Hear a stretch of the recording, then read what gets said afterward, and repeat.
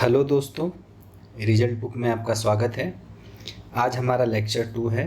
पहला लेक्चर में मैंने बायोलॉजी से जुड़े सभी आयामों को कवर किया था और बताया था कि बायोलॉजी में क्या क्या ऐसे सिलेबस हो सकते हैं जो हमारे विभिन्न एग्ज़ामों में पूछे जाते हैं।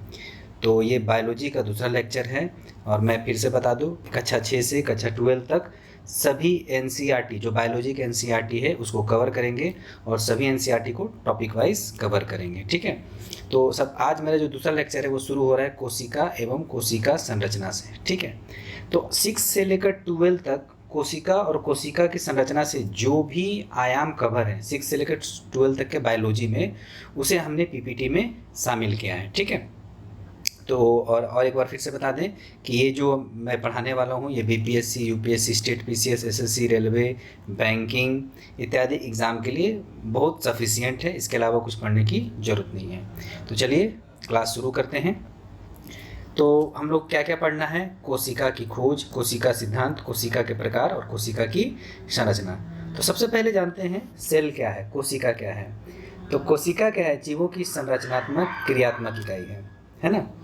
तो एक कोई भी चीज़, मतलब हम जो मानव है या पेड़ पौधे हैं, वो एक सबसे छोटी इकाई से मिलकर बनी होती हैं और वो सारी छोटी इकाई आपस में मिलकर, है ना, एक जीव का निर्माण करते हैं, है ना। तो उस छोटी इकाई को ही क्या बोलते हैं? कोशिका। ठीक है, तो कोशिका क्या है? कोशिका जीवों की रचनात्मक एवं कार्यात्मक इकाई है ना। तो ये ध्यान देना है। संरचनात्मक इकाई क्यों है? क्योंकि कोशिका का ढांचा ही तय करता है कि उस जीव की संरचना क्या होगी। और कार्यात्मक इकाई क्या है? सब कोशिका अगर मिलकर कार्य करते हैं तो जीव कार्य करते हैं, और अगर सारे कोशिका एक साथ कार्य करना बंद कर देते हैं तो जीवों की मृत्यु हो जाती है। ठीक है, तो जीवों की संरचनात्मक एवं कार्यात्मक इकाई को क्या कहते हैं? कोशिका कहते हैं। नेक्स्ट, कोशिका में स्वजनन की क्षमता होती है। मतलब कोशिका मिनरल्स, हम लोग जो भी खाते हैं, कार्बोहाइड्रेट, प्रोटीन, वसा, और पेड़ पौधे जो भी ग्रहण करते हैं, जैसे मिनरल्स हुआ, जल हुआ, कार्बन डाइऑक्साइड हुआ, उसका उपयोग करके कोशिका स्वतः डिवाइड होती है। ऐसा नहीं है कि कोई कोशिका, जैसे मान लीजिए हमारे हथेली की कोशिका है, ठीक है, हथेली कोशिका मान लीजिए ये कोशिका मर गई। अब इस खाली जगह को भरने के लिए इसको हम लोग इंस्ट्रक्शन नहीं देते हैं कि एक कोशिका तुम एक और कोशिका बना लो, ऐसा इंस्ट्रक्शन नहीं देते हैं। ये जैसे ही कोई कोशिका मरती है, दूसरी आसपास की जो कोशिका हैं वो डिवाइड होकर नई कोशिका बना देती है और मरी हुई कोशिका को खत्म करके उसकी जगह नई कोशिका आ जाती है। तो कोशिका में एक बात याद रखिएगा, इसमें स्वजनन की क्षमता होती है। तो फिर से पहला पॉइंट क्या पढ़े हम लोग? कोशिका क्या है। तो कोशिका क्या है? कोशिका सजीवों की रचनात्मक एवं क्रियात्मक इकाई है।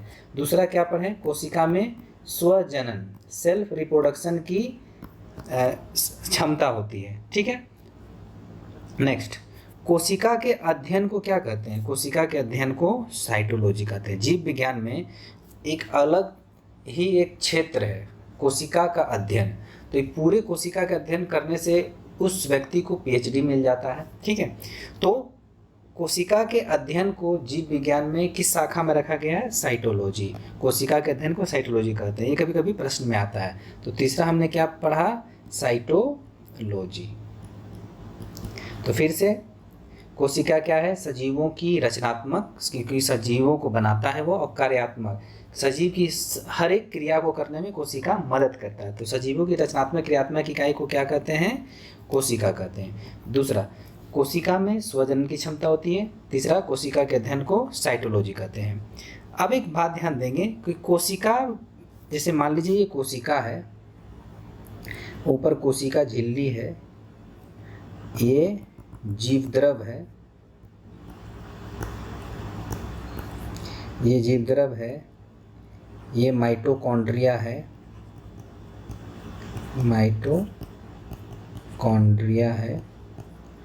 फिर केंद्रक होता है कोशिका में, बीच में केंद्रक होता है, और केंद्रक के अंदर ही बहुत जालीदार संरचना होती है, इसको कहते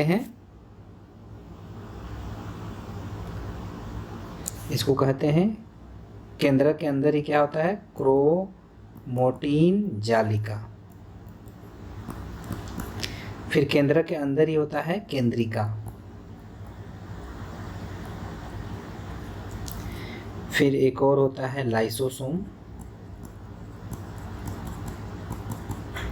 तो हम लोग एक एक चीज करके देखेंगे कि किसका किसने खोज किया। ठीक है, तो सबसे पहले बात है 1665 में।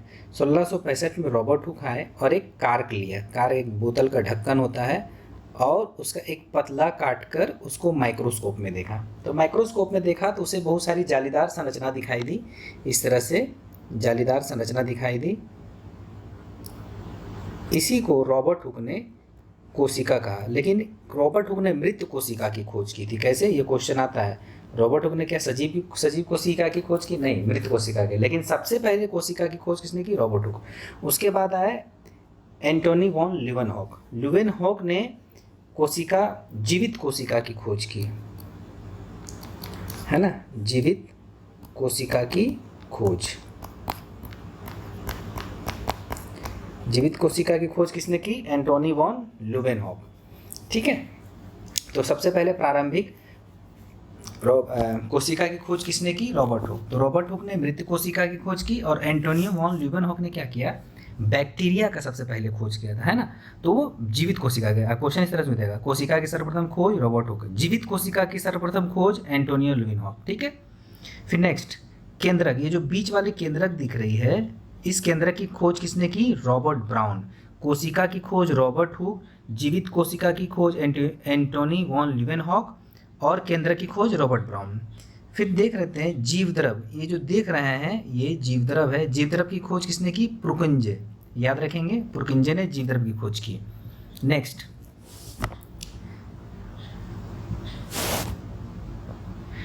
कैमिलो गोल्जी ने किसकी खोज की? गोल्जी उपकरण या गोल्जी बॉडी। गोल्जी बॉडी इस तरह से एक संरचना होती है, बेलनाकार गोल्जी बॉडी। इसकी खोज किसने की? कैमिलो गोल्जी ने। पेलेडे ने किसकी खोज की? राइबोसोम। राइबोसोम इस तरह से एक रफ एंडोप्लाज्मिक रेटिकुलम होता है। एक रफ एंडोप्लाज्मिक रेटिकुलम होता है, उसमें दानेदार संरचना होती है। उस दानेदार संरचना की खोज, जिसको राइबोसोम कहते हैं, उसकी खोज किसने की? पेलेडे ने। कोशिका में एक लाइसोसोम होता है। लाइसोसोम को आत्मघाती थैली कहते हैं। लाइसोसोम क्या कहता है कि जो भी वायरस या बैक्टीरिया कोशिका के अंदर इंटर करते हैं, मान लीजिए कोशिका इसके अंदर वायरस या बैक्टीरिया इंटर करता है तो लाइसोसोम उसको डिस्ट्रॉय करता है। या कोशिका काम करने में असमर्थ हो जाती है तो लाइसोसोम खुद फटकर कोशिका को पूरी तरह से नष्ट कर देता है। तो लाइसोसोम की खोज किसने की? डी डवे ने। राइबोसोम की खोज किसने की? पेलेडे ने। राइबोसोम कहाँ पाया जाता है? रफ एंडोप्लाज्मिक, अभी बताया ना यहाँ, देखिए रफ एंडोप्लाज्मिक रेटिकुलम में राइबोसोम पाया जाता है। ठीक है, केंद्रिका। केंद्रिका की खोज किसने की? देखिए ये कोशिका है, कोशिका के अंदर केंद्रक और केंद्रक के अंदर केंद्रिका। इस केंद्रिका की खोज किसने की? फॉलिक फोंटाना ने। नेक्स्ट फिर केंद्रक, केंद्रिका, केंद्रक के अंदर ही जालीदार संरचना होती है इस तरह से, जिसको कहते हैं क्रोमोटिन जालिका। क्रोमोटिन जालिका की खोज किसने की? फ्लेमिंग ने। ठीक है, नेक्स्ट यही क्रोमोटिन जालिका क्या होता है, फिर आगे चलकर जब कोशिका विभाजन पढ़ाएंगे तो ये गुणसूत्र में कन्वर्ट हो जाता है। ये क्रोमोटिन जालिका ही, ठीक है। तो क्रोमोटिन जालिका गुणसूत्र में परिवर्तित हो जाता है। इस गुणसूत्र की खोज किसने की? वाल्डेयर ने। फिर तारक काय। कोशिका विभाजन में दो तारक काय होते हैं इस तरह से, ये कोशिका विभाजन में मदद करते। तो इस तारक काय की खोज किसने की? टी वोरबरी ने। माइटोकॉन्ड्रिया, जिसको कोशिका के ऊर्जागृह कहते हैं, ये माइटोकॉन्ड्रिया होता है, इसको कोशिका का ऊर्जागृह कहते हैं। इसी से क्या होता है, हमारा कोशिका ऊर्जावान होता है और इसी कारण शरीर भी हमारा ऊर्जावान होता है। तो माइटोकॉन्ड्रिया की खोज किसने की? ऑल्टमैन। ठीक है, नामकरण माइटोकॉन्ड्रिया किसने दिया था? बेंडर। तो जो जो पढ़ा रहे हैं वही वही आपको याद रखना है। ठीक है, तो नेक्स्ट फिर से एक रिवीजन कर लेते हैं। देखिए ये कोशिका है, ये कोशिका झिल्ली है। जीव द्रव की खोज किसने की? चलिए बताइए आप लोग, जीव द्रव की खोज किसने की? यहाँ दिख रहा है पुरकुंजे। पुरकिंजे ने पहले, फिर से शुरुआत से, कोशिका की खोज किसने की? Robert Hooke. जीवित कोशिका की खोज किसने की? एंटोनी वॉन लीeuwenhoek, और उसने बैक्टीरिया की खोज की थी। केंद्रक की खोज किसने की? Robert brown. जीवद्रव की खोज किसने की? पुरकिंजे, है ना। फिर नेक्स्ट, एक गोल्जी उपकरण बेलनाकार संरचना होता है, इसकी खोज किसने की? कैमिलो गोल्जी ने। फिर एक रफ एंडोप्लाज्मिक रेटिकुलम होता है, इसमें छोटे छोटे दानेदार संरचना पाए थे जिसको राइबोसोम कहते हैं। राइबोसोम की खोज किसने की? पेलेडे ने। लाइसोसोम आत्मघाती थैली किसने की खोज? डवे ने। केंद्रिका की खोज बता दिए हैं, केंद्र के अंदर केंद्रिका, फॉलिक फंटाना। क्रोमोटिन जालिका, जो केंद्र के अंदर जालीदार संरचना होती है, उसकी खोज किसने की? फ्लेमिंग ने। फिर यही क्रोमोटिन जालिका कोशिका विभाजन गुणसूत्र में बदल जाता है, इसकी खोज किसने की? वाल्डेयर ने। माइटोकॉन्ड्रिया, जिसको शरीर का ऊर्जा गृह कहते हैं या कोशिका का ऊर्जा गृह, रिचर्ड ऑल्टमैन ने। तारक काय, जो कोशिका विभाजन में मदद करता है, उसकी खोज किसने की? टी बोरबरी ने। ठीक है, अब नेक्स्ट, कोशिका सिद्धांत। एक मोटा मोटी हम लोगों ने क्या क्या पढ़ा, पहले उसको फिर से देख लेते हैं। सबसे पहले कोशिका, कोशिका किसे कहते हैं? दूसरा हमने क्या पढ़ा? स्वजनन। फिर साइटोलॉजी, स्वजनन, फिर कोशिका के अध्ययन को क्या कहते हैं? साइटोलॉजी। और चौथा पढ़ा हमने कोशिका के विभिन्न अंगक माने जैसे राइबोसोम, माइटोकॉन्ड्रिया के खोजकर्ता। ठीक है, अब नेक्स्ट कोशिका सिद्धांत में आते हैं। कोशिका सिद्धांत किसने दिया था? दो वैज्ञानिक थे, स्लाइडेन और स्वान। जो स्लाइडेन था वो वनस्पति विज्ञानी था और जो स्वान था वो जंतु विज्ञानी था। इन्होंने बताया कि प्रत्येक जीव का शरीर एक या अनेक कोशिकाओं से मिलकर बना होता है, या तो जीव का शरीर एक कोशिका से मिलकर बना होता है या तो अनेक कोशिकाओं से मिलकर बना होता है। जैसे अमीबा का शरीर एक कोशिका से बना होता है, और हम लोग जैसे जीव हैं, हमारे जो हम मनुष्य हैं, उसका शरीर एक से अधिक कोशिकाओं से, हजारों करोड़ों कोशिकाओं से बना होता है। तो यही सिद्धांत है। स्लाइडन और स्वान ने क्या किया? स्लाइडन जो वनस्पति विज्ञान था और स्वान जो जंतु वैज्ञानी था, उसने कहा कि प्रत्येक जीव का निर्माण या तो एक कोशिका से होगा या तो एक से अधिक कोशिका से होगा। दूसरा कहा प्रत्येक जीव की उत्पत्ति मूल रूप से एक ही कोशिका से होती है ना। प्रत्येक जीव की उत्पत्ति, जिसको अभी अब स्टेम सेल्स आ गया है, वही स्टेम सेल, एक ही सेल है ना, एक ही सेल से कोशिका की जीव की उत्पत्ति कैसे कराई जा सकती है, उसके बारे में अभी अध्ययन चल रहा है। फिर नेक्स्ट, कोशिका एक स्वाधीन इकाई है, फिर भी सभी कोशिकाएं मिलकर कार्य करती है। देखो, प्रत्येक कोशिका का अपना अपना कार्य होता है, लेकिन जब सारा कोशिका मिल जाता है तो फिर सब कोशिका मिलकर एक अलग कार्य करता है। जैसे एक कोशिका का कार्य होता है ऊर्जा बनाना, जिसमें माइटोकॉन्ड्रिया है, सारे कोशिका का अलग अलग कार्य होता है। मान लो और हार्ट की कोशिका है, और हार्ट की कोशिका मिल गई तो हार्ट कोशिका का एक साथ सामूहिक कार्य क्या हो गया? हार्ट को धड़काना, है ना। हार्ट को लब डब इस तरह से करके धड़काना होता है कार्य। ठीक है, तो उसी तरह फिर से याद रखेंगे, स्लाइडन और स्वान ने क्या किया? कोशिका सिद्धांत दिया। पहला, उसने कहा कि प्रत्येक जीव का निर्माण एक या एक से अधिक कोशिकाओं से होता है। दूसरा, स्लाइडन स्वान ने क्या कहा, ये छोड़ भी सकते हैं। ठीक है, नेक्स्ट, कोशिका एक स्वाधीन इकाई है, फिर भी सभी कोशिकाएं मिलकर एक ही कार्य करते हैं। ठीक है, अपवाद, कोशिका सिद्धांत है लेकिन ये विषाणु जो वायरस होता है वो कोशिका सिद्धांत का पालन ही नहीं करता है, क्योंकि ये पूर्ण कोशिका है ही नहीं। जो पूर्ण कोशिका होगा वही क्वेश्चन ही आ जाता है कभी कभी एग्जाम में कि कोशिका सिद्धांत का अपवाद क्या है, या कोशिका सिद्धांत का पालन कौन नहीं करता है, तो वायरस पालन नहीं करता है। चलिए नेक्स्ट आते हैं। अब नेक्स्ट है हमारा कोशिका के प्रकार। अभी तक हमने जो भी देखा उसके बाद आगे के पढ़ाई को हम लोग जारी रखते हैं। ठीक है, तो इधर तो आपको सारा समझ में आ ही गया होगा। ठीक है, अब हम लोग देखते हैं कोशिका के प्रकार। एक कोशिका होता है प्रोकैरियोटिक कोशिका और एक होता है यूकैरियोटिक कोशिका। देख रहे हैं, प्रोकैरियोटिक कोशिका यहाँ पर दिख रहा है, ये बहुत प्राचीन कोशिका होती है। ये क्या है? ये बहुत प्राचीन कोशिका है और ये एक सुव्यवस्थित कोशिका है, सुविकसित कोशिका है। ठीक है, मतलब प्रोकैरियोटिक क्या है? एक प्रारंभिक और अत्यंत सरल है। देख रहे हैं, ये अत्यंत सरल है प्रोकैरियोटिक कोशिका। जैसे बैक्टीरिया, वायरस, ये सब की कोशिका क्या है? प्रोकैरियोटिक है ना। क्यों प्रोकैरियोटिक है? क्योंकि ये प्रारंभिक है और बिल्कुल सरल है, इजी है। इसमें देख रहे केंद्रक तथा केंद्रक झिल्ली का अभाव है। इसमें बीच में कहीं केंद्रक नजर आ रहा है? नहीं।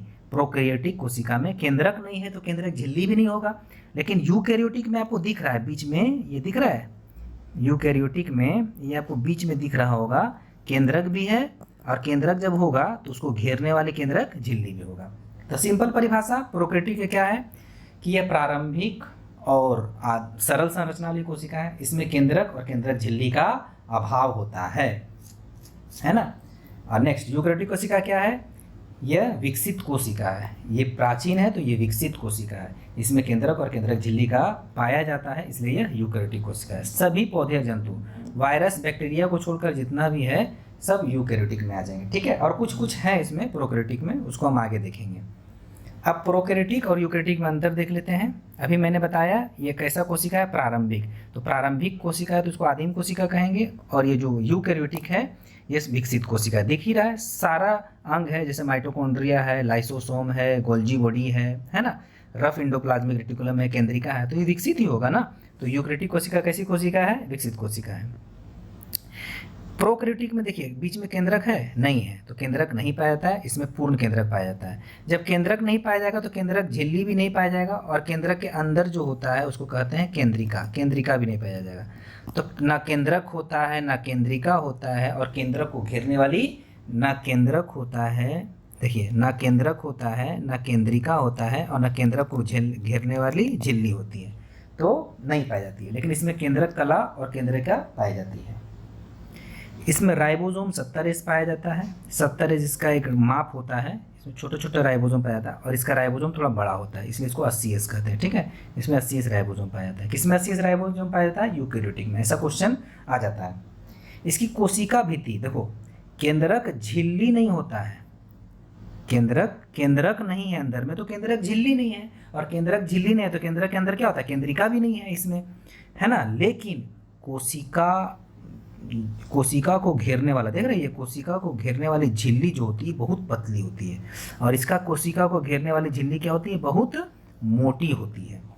तो कोशिका भित्ति पतली होती है, इसकी कोशिका भित्ति मोटी होती है।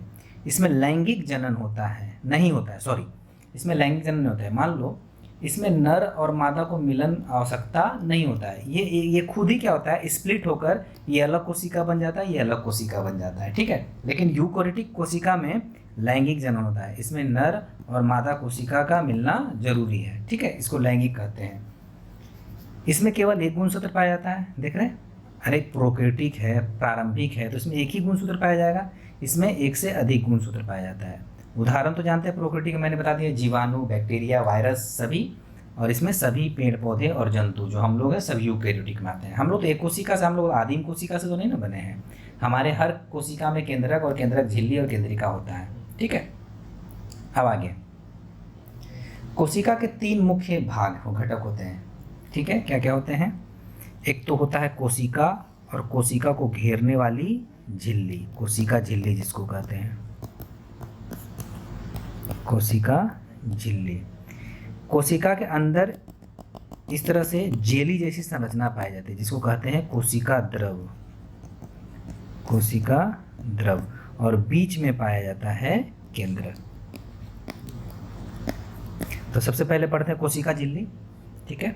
तो कोशिका झिल्ली क्या है? प्रत्येक कोशिका के सबसे बाहरी एवं अत्यंत पतली, लचीली और अर्धपारगम मतलब कुछ चीज़ों को अंदर आने देती है और कुछ चीज़ों को रोक देती है ना। उसी तरह कुछ चीज़ों को बाहर जाने देती है और कुछ चीज़ों को रोक देती है, तो इसको बोलता है अर्धपारगम है।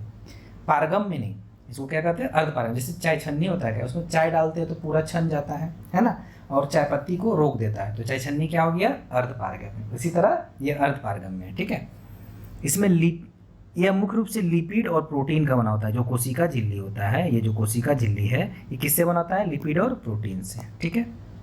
फिर कोशिका द्रव, यह कोशिका झिल्ली, देख रहे हैं, ये कोशिका झिल्ली है और केंद्रक के बीच, देख रहे हैं, केंद्रक के बीच में ही पाया जा रहा है। इसको क्या कहते हैं? जेली जैसी संरचना को क्या कहते हैं? कोशिका द्रव। फिर केंद्रक, यह कोशिका का सबसे महत्वपूर्ण भाग है। क्यों नहीं भाग होगा भाई? क्योंकि यह मस्तिष्क है। केंद्रक कोशिका का क्या है? मस्तिष्क है। यह सभी गतिविधियों को संचालन करता है। अपैतृक लक्षणों की वंशांग उन्नति, क्योंकि यहीं पर डीएनए होता है हमारा, तो जो हमारा पितृ लक्षण है उसी को यह आगे ले जाता है केंद्रक। ठीक है, अब हम लोग एक एक के बारे में अच्छा से पढ़ लेंगे। सबसे पहले कोशिका झिल्ली के बारे में पढ़ेंगे। प्रत्येक कोशिका के सबसे बाहरी पतली, मुलायम और लचीली होती है ना, ये कोशिका झिल्ली। ये अर्धपारगम्य होती है, मैंने बताया ही है। ये लिपिड प्रोटीन की बनी होती है, यह भी मैंने बताया है। कोशिका भित्ति, देखो कोशिका भित्ति केवल पादप कोशिका में पाया, जंतु कोशिका में नहीं पाया जाता है, जंतु कोशिका में नहीं पाया जाता है। देखो कोशिका भित्ति जब पादप कोशिका में पाया जाता है तो कोशिका उसका कड़ा होता है, और कड़ा होने के कारण पेड़ देखते हैं सीधा खड़ा रहता है, और हमारे अंदर इस तरह का नहीं पाया जाता है, जिसके कारण हम लोग लचीला होते हैं। ठीक है, अब नेक्स्ट है,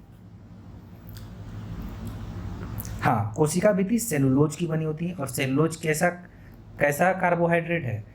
मोनोसेक्राइड है, पॉलीसेक्राइड है या डाइसेक्राइड है? पॉलीसेक्राइड है, पॉलीसेक्राइड। ठीक है, सेलुलोज कैसा कार्बोहाइड्रेट है? पॉलीसेक्राइड। तो जो कोशिका भित्ति होती है उसमें वो पॉलीसेक्राइड की बनी होती है, अर्थात सेलुलोज की बनी होती है। कोशिका भित्ति पारगम्य होती है और निर्जीव होती है, सजीव नहीं होती है, निर्जीव होती है। ठीक है, जैसे ये हमारा ये पादप कोशिका है। ठीक है, इसमें एक और मोटी जैसी संरचना बीच में पाई जाती है। ये जो कोशिका झिल्ली है इसके बीच में, कोशिका झिल्ली जो होता है दोहरी आवरण होता है, याद रखिएगा। कोशिका झिल्ली जो होता है, मैं फिर से मिटा के बना देता हूं, पादप हो या जंतु, कोशिका झिल्ली दोहरी आवरण होता है। देख रहे हैं, दोहरी आवरण। मान लो पादप है और ये जंतु कोशिका है, दोनों दोहरी आवरण झिल्ली से घिरा रहता है। लेकिन पादप में क्या है, एक बीच में एक और मोटी जैसी संरचना पाई जाती है, जिसको हम लोग कहते हैं कोशिका भित्ति। सॉरी, ये बाहर पाया जाता है, बाहर, जो कोशिका की रक्षा करता है। बाहर पाया जाएगा तब ना भाई, रक्षा करेगा। और यहाँ पर आपका जंतु कोशिका में कोशिका भित्ति नहीं पाया था। और ये कोशिका भित्ति किससे बनी होती है? सेलुलोज। और सेलुलोज क्या है, कैसा कार्बोहाइड्रेट है? पॉलीसेक्राइड है। याद रखना कि पादप कोशिका में कोशिका भित्ति पाया जाता है, वो भी कोशिका भित्ति क्या है? बाहरी आवरण है। बाहरी आवरण है, मृत है, अमृत है, और कोई भी पदार्थ को आने जाने देता है, आओ भाई और जाओ भाई, मतलब पारगम्य है। ठीक है, लेकिन हमारे जंतु कोशिका में यह नहीं पाया जाता है, पादप में पाया जाता है। चलिए, अब नेक्स्ट है कोशिका के अंग।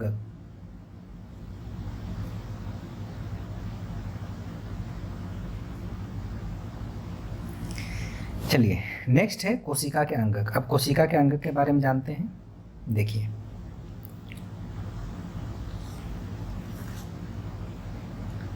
माइटोकॉन्ड्रिया।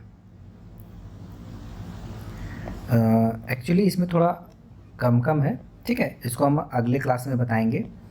तो आज मैंने हम लोगों ने जो भी पढ़ा है इसको अगले क्लास में पूरे स्लाइड से मैंने बता दूंगा। ठीक है, पूरे स्लाइड से।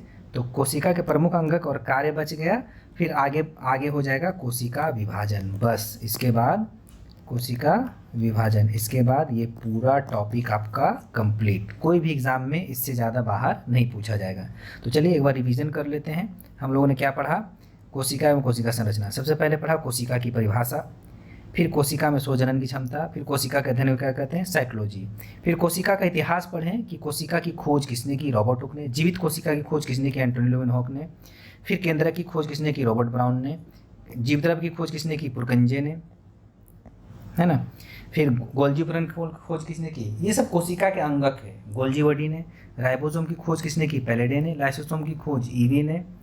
केंद्रिका की खोज फोंटाना ने। क्रोमोटीन की खोज फ्लेमिंग ने। गुणसूत्र की खोज वाल्डेयर ने। तारकाए, बोरबरी, माइटोकॉन्ड्रिया ऑल्टमैन, और माइटोकॉन्ड्रिया का नाम बेंडा। ठीक है, फिर कोशिका सिद्धांत समझा मैंने हम लोगों ने, जो किसने दिया? वनस्पति विज्ञानी स्लाइडेन और जीव विज्ञान जंतु विज्ञानी स्वान ने। ठीक है, फिर अपवाद भी पढ़ लिया, फिर कोशिका के मुख्य प्रकार प्रोकैरियोटिक और यूकैरियोटिक, और ये दोनों में मुख्य अंतर भी हम लोगों ने जाना, इससे बाहर कुछ नहीं पाया पूछा जाएगा। फिर कोशिका के 3 मुख्य घटक हैं, कोशिका झिल्ली, कोशिका द्रव और केंद्रक, इसके बारे में हमने पढ़ लिया। अब अगली क्लास में हम लोग पढ़ेंगे कोशिका के प्रमुख अंगक और कार्य, और नेक्स्ट कोशिका विभाजन। अगले क्लास में हमारा कोशिका चैप्टर खत्म हो जाएगा। तो सभी व्यूअर्स को थैंक यू, और रिजल्ट बुक देखने के लिए बहुत बहुत धन्यवाद। अब मिलते हैं अगले क्लास में, ठीक है, बाय।